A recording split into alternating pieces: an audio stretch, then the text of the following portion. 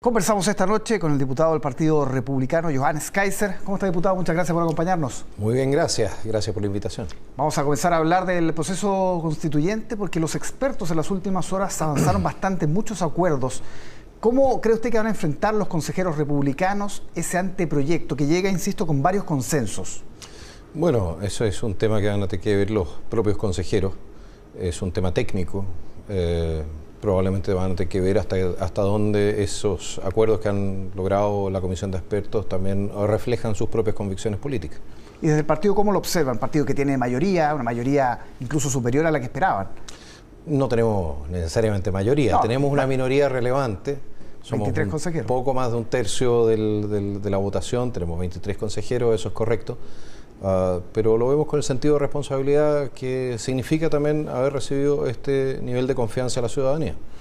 Sobre el Estado social, por ejemplo, ya hay un acuerdo, digamos, para el anteproyecto que dice: Chile se organiza en un Estado social y democrático de derecho que reconoce derechos y libertades fundamentales, promueve el desarrollo progresivo de los derechos sociales, con sujeción al principio de responsabilidad fiscal y a través de instituciones estatales y privadas.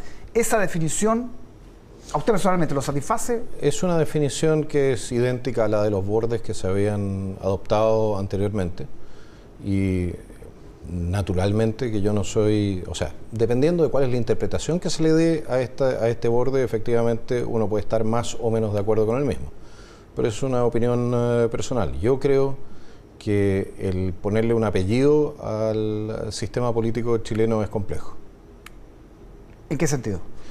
Porque lo que hace es reducir la libertad de acción de los votantes. O sea, si el votante quiere un sistema liberal, por ejemplo, a secas, y elige un partido liberal, ¿por qué no va a poder implementar esa política liberal?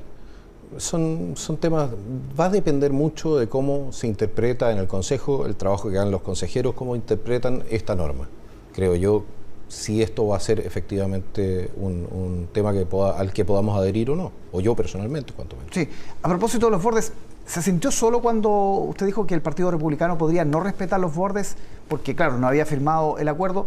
Esa vez, ni el presidente del partido, ni José Antonio Kast salieron a respaldar su posición. ¿Se sintió solo, sabes? No, no necesariamente, porque, a ver, en el mismo programa de Sin Filtro, yo había corregido. Cuando Gabriela Lemparte me repregunta y me dice, bueno, pero los 12 bordes no los querés cumplir como ley. No, yo dije, efectivamente, si están en la Constitución, se respeta, se cumple.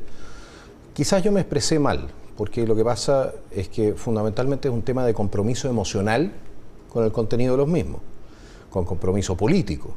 Evidentemente, si no participamos de la redacción de los bordes, hay menos compromiso político con el sentido de los mismos, el sentido político que le dieron, que en aquellas fuerzas que sí lo firmaron. Ese era el tema.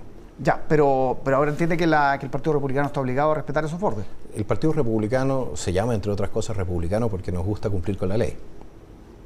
Así que, y mientras los bordes sean ley, se respetará. Ya. Ahora, dentro del mismo marco de operaciones, se podrá también tratar de darle el significado que uno considere correcto.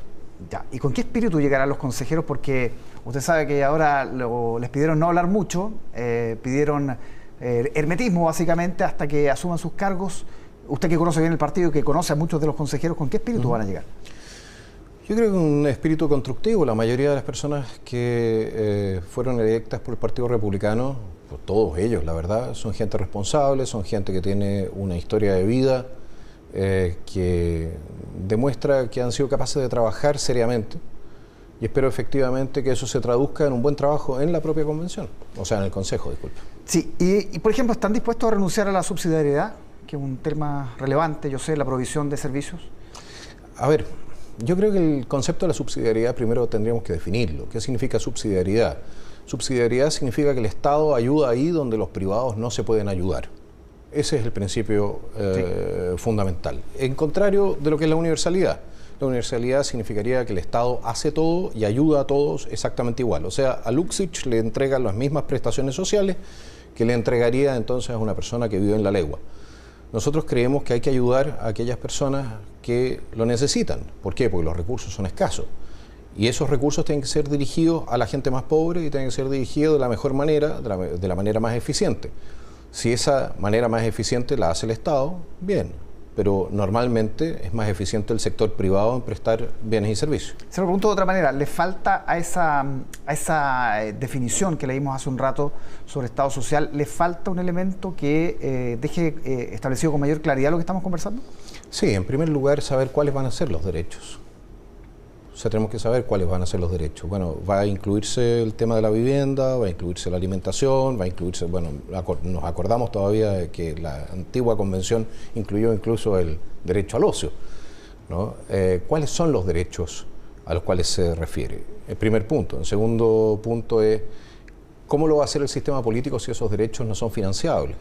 Porque son progresivos. Eso significa, ¿qué pasa si tenemos una crisis económica? ¿Qué pasa si tenemos un terremoto? Ni Dios lo quiera, tengamos una guerra externa. Y tenemos que seguir financiando esos derechos. Yo creo que el tema de la responsabilidad fiscal va a ser relevante a la hora de acercarse a esto, pero también hasta qué punto se definen cuáles son estos derechos efectivamente, para no tener un tema que esté abierto de tal manera que haga imposible posteriormente el gobernar o hacer políticas públicas también de reducción de tamaño del Estado. Sí. ¿Está en el ánimo del partido, como dijo Luis Silva, por ejemplo, en una primera instancia, no meterse, por ejemplo, en temas como el aborto? Dejar, digamos, las tres causales y no meterse ahí, digamos. Mire, el tema del derecho a la vida va a ser siempre un tema relevante para nosotros y yo creo que para todos. Aquí el gran debate filosófico es cuándo consideramos que se inicia la vida. Hay personas que creen que un ser humano solamente tiene derechos a partir del nacimiento. Otros, como yo, pensamos que un ser humano tiene derechos desde el momento de ser concebido. Yo creo que ese es un tema que van a tener que ver los consejeros. Yo no me metería ahí. Tengo demasiado respeto por los consejeros electos, tanto de mi partido como también de todas las demás formaciones políticas, como para venir a pautearlos en esta materia. Yo creo que ellos van a tienen una tremenda oportunidad de quizás zanjar este tema dejando a todo el mundo satisfecho. ¿No está zanjado? Yo creo que no está zanjado. Perfecto. Del éxito de este proceso puede depender, que es lo que dicen los analistas, ¿no? La posibilidad de que José Antonio Kast llegue a la moneda. Si sale bien, ¿es un impulso para su candidatura? Naturalmente que si sale bien es un impulso para su candidatura, pero no hay que olvidar una cosa, no es José Antonio Kast el que está escribiendo esta Constitución, son consejeros y nosotros tenemos un tercio de los consejeros, son poco más de un tercio de los consejeros. Eso significa que se sigue dependiendo de la buena voluntad de los otros actores en el proceso, en esta materia. ¿Y de buena voluntad de los otros actores? Bueno, eso es un tema que van a tener que ver los consejeros y todo depende, o sea, aquí las fuerzas políticas parlamentarias, los presidentes de partido, etcétera, nosotros podemos decir muchas cosas, pero hay personas que fueron elegidas para esto y yo espero que sean capaces efectivamente de sacar un buen texto. Al contrario, si no sale bien el proceso, ¿afecta las posibilidades de José Antonio Kast? Yo no creo, no necesariamente. Yo creo que, como se lo estaba planteando, José Antonio Kast no es partícipe directo del proceso, es el primer punto. Segundo, no depende de él exclusivamente, y porque no es partícipe, naturalmente. Y en tercer lugar, porque yo creo que el gobierno de este país va a continuar aún sin una nueva constitución. Es decir, vamos a tener una constitución que es la actual y el gobierno actual va a tener que entonces también demostrar que es mejor alternativa para dejar un heredero o lo que fuere. Por lo demás, yo creo que es un poco temprano como para hablar de candidaturas presidenciales, también de José Antonio Kast o de terceros. Estamos a 2 años y medio de la elección. Pasa volando. Sí, pasa volando el tiempo, pero también sabemos que los que son candidatos demasiado temprano muchas veces no son candidatos. No llegan. En la tarde. Sí, no llegan. Oiga, ¿y usted personalmente prefiere una constitución negociada, aunque con este gran porcentaje de consejeros republicanos, casi la mitad, o preferiría dejarla actual nomás? Mire, personalmente yo creo que la Constitución actual requiere de una serie de reformas y de mejoras. ¿Okay? Si eso se puede hacer a través de este proceso constitucional, maravilloso, porque nos ahorramos el tener que hacerlo en el Congreso. Ahora, hay principios evidentemente que ninguno, o sea que yo por lo menos personalmente no sacrificaría en nombre de una nueva Constitución. Por ejemplo. Por ejemplo, el tema de el derecho a la vida, el derecho a la libertad de expresión. Hay hay una serie de derechos fundamentales que me gustaría ver ratificados, defendidos efectivamente en un texto constitucional, y por supuesto que se le pongan los límites al poder que corresponden, si para eso sirve una constitución. No es una constitución, como decía el exdiputado Tellier, habilitante. Las constituciones no están ahí para darle más poder a los políticos, están para reducir el poder de los políticos y para defender a los ciudadanos de los excesos del poder. Y en esa materia, y yo creo que esa es la materia según la cual vamos a tener que medir esta constitución al final del proceso. Si en el ánimo de que esto salga bien, de que los republicanos demuestren responsabilidad, también pensando, ¿por qué no?, en el futuro proyecto político de José Antonio Kast, haya que negociar mucho entre medio, ¿eso cómo lo recibiría usted? Bueno, depende de qué es lo que se negocia.